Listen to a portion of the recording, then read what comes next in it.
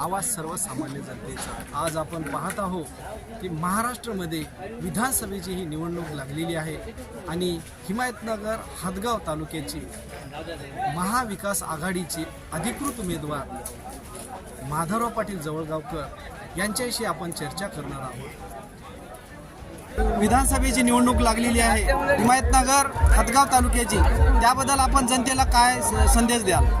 मी जनतेला आपल्या माध्यमातून विनंती करतो की येणाऱ्या 20 तारखेला होत असलेल्या मतदानामध्ये महाविकास आघाडीचा उमेदवार म्हणून या ठिकाणी उभा आहे। माझी निशाणी पंजा आहे, तर सगळ्यांनी मला या ठिकाणी पंजा या निशाणीवर मतदान करून मला या ठिकाणी विजयी करावं ही विनंती करतो। त्याचं कारण की जे सरकार 2.5 वर्षाखाली धोके देऊन या ठिकाणी सत्तेवर आलं, त्या सरकारने शेतकऱ्याची या ठिकाणी एवढी मोठी त्या ठिकाणी नुकसान केलं की शेतकऱ्याच्या बाबतीमध्ये कुठलाच या ठिकाणी निर्णय नाही। घोषणा एवढ्या करतात की अंमलबजावणी कुठलीच होत नाही। आणि या ठिकाणी आज जर पाहिलं, माझा शेतकरी आज एवढा संकटामध्ये आहे। सोयाबीन या ठिकाणी 3500 रुपये विकायला लागायलं, कापूस या ठिकाणी 5-5.5 हजार रुपये विकायला लागायला, की यांनी सांगतात की आम्ही 4800 रुपये हमी भाव देतो, पण कुठं सोयाबीनचं खरेदीच केंद्र चालू नाहीत, तर शेतकऱ्यानं कुठं जायचं? शेतकरी काय त्याच्यासारखं ते खोकेवाले आहेत, शेतकरी काय त्याच्यासारखं कुठं काही माल स्टॉक करून ठेवू शकत नाही। शेतकऱ्याचं ते आपण म्हणतो ना, हातावरलं पोट आहे। सोयाबीन निघालं त्याला पुढचं चण्याचं त्या ठिकाणी पाहायला लागते, गव्हाचं पाहायला लागते, चणा विकून त्या ठिकाणी पुढचं प्रपंच करायला लागते। म्हणून शेतकरी आज मी माझ्या माहितीप्रमाणे 90% शेतकऱ्याकडे या ठिकाणी सोयाबीन नाही, सगळ्यांनी त्या ठिकाणी सोयाबीन विक्री केली। आणि आज आता पुढे चालून गव्हर्नमेंटने सोयाबीनचं केंद्र चालू करत, त्या ठिकाणी शेतकऱ्याला काही उपयोग होणार नाही, कारण मुळातच जे गव्हर्नमेंटच शेतकऱ्याच्या विरोधात आहे। कारण ऊसाचे कारखाने, आता मला काय म्हणायचं, ऊसाचे कारखाने ऑक्टोबरमध्ये चालू होतं, यांनी काय केलं यावेळेस, ऊसाच्या कारखाने 1 डिसेंबरला चालू करा म्हणून त्यांनी आदेश काढला। कमाल आहे, शेतकऱ्याला काय चौकून तुम्ही मारायचं, देशोघडीला लावायचं का? एक हातामध्ये काही त्यांनी हे घेतल्यासारखं झालं। अहो, कारखाने या ठिकाणी चालू झाले, तर आमचा शेतकरी सप्टेंबरमध्ये ऊस लावते, का लावते?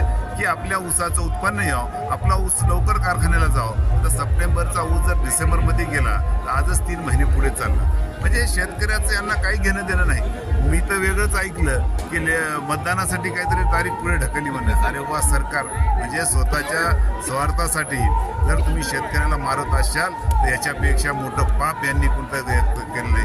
त्यांना मी एकच आव्हान करतो, शेतकरी असो, शेतमजूर असो, का या ठिकाणी ग्रामीण भागातला व्यापारी असो, आज व्यापारीसुद्धा परेशान आहे। ते म्हणजे आज माझ्यामध्ये ते तुमचं काय GST तुमचा तो जे काही समजा त्यांनी या ठिकाणी निर्बंध लावले, त्याच्यामध्ये सगळेच परेशान आहेत।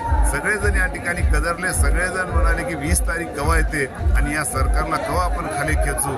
म्हणून मी सगळ्याला विनंती करतो, अशा सरकारला, असे राज्यकर्त्याला त्यांची जागा दाखवण्यासाठी 20 तारखेला महाविकास आघाडीचं सरकार या राज्यामध्ये आणावं, अशी सगळ्या मी जनतेला आपल्या माध्यमातून विनंती। परवा हिमायतनगरमध्ये मुख्यमंत्री यांची सभा झालेली आहे आणि त्या सभेमध्ये तुमच्यावर आरोप लावण्यात आलेले आहे की निष्क्रिय आमदारमधून, आणि याबद्दल आपली काय प्रतिक्रिया राहील?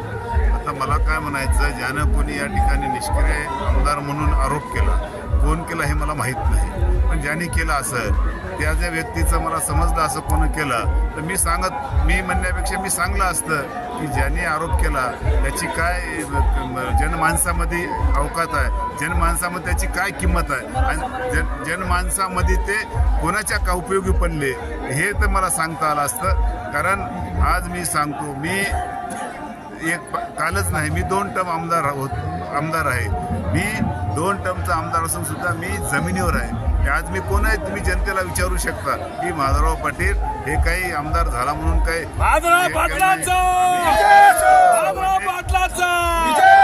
जनतेमध्ये राहून काम करणारा मी व्यक्ती आहे।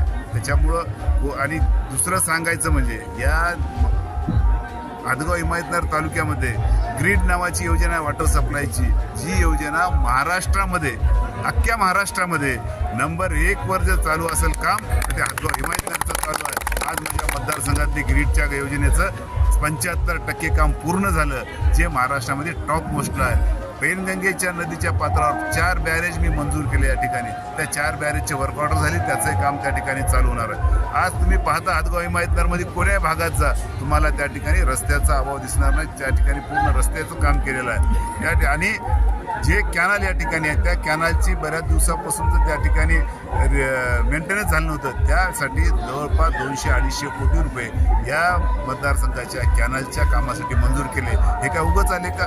जर एका दिवस मी काम केलं नसतं तर हे कुठून आलं असतं? म्हणून या जनतेच्या आशीर्वादाने मी या मतदारसंघामध्ये जे काही मला करता आलं ते केलं. मग शेतकऱ्याच्या अडचणीमध्ये, शेतकऱ्याच्या पिकासाठी, शेतकऱ्याच्या पीक विम्यासाठी वारंवार त्या ठिकाणी शेतकऱ्याच्या पाठीमागं खंबीरपणे उभा राहून त्यांना न्याय मिळवून देण्यासाठी सुद्धा मी त्या ठिकाणी वरचेवर जेव्हा जेव्हा अडचण आली त्यावेळेस मदतसुद्धा आम्ही त्या ठिकाणी केली. हे असं निष्क्रिय कोणी म्हणण्यापेक्षा मला माझ्या जनतेने म्हणावं त्यावेळेस मी सांगेल, अशा या स्वतःला आणि स्वतःची पाठ स्वतः थोपटून घेणाऱ्याला त्याला मी किंमत देत नाही. मी जनतेला त्या ठिकाणी हिमायतनगर विधानसभा मतदारसंघामध्ये काँग्रेसचे अधिकृत उमेदवार माननीय माधवराव पाटील जवळगावकर हे उभे आहेत. तद्वतच मी साहेबराव दत्तराव कांबळे उमरखेड महागाव विधानसभा मतदारसंघामध्ये काँग्रेसचा अधिकृत उमेदवार आहे. हदगाव हिमायतनगर मतदारसंघातील सर्व मतदार बंधूंना माझी विनंती आहे, आपले काँग्रेसचे अधिकृत उमेदवार माधवराव पाटील जवळगावकर आहेत. यांची निशाणी पंजा आहे. पंजाच्या निशाणीवर बटन दाबून सर्वात जास्तीत जास्त मतांनी विजयी करावं अशी मी सर्व समाज बांधवांना विनंती करतो. तद्वतच साहेबांचा मला पाठिंबा उमरखेड महागाव विधानसभा मतदारसंघात असल्यामुळे तिथे त्यांची मला मदत होत आहे. तेव्हा समाज बांधवांना विनंती करतो की हदगाव हिमायतनगर मतदारसंघामध्ये साहेबांच्या पाठीशी भक्कमपणे आपण उभं राहावं अशी मी सर्वांना विनंती करतो.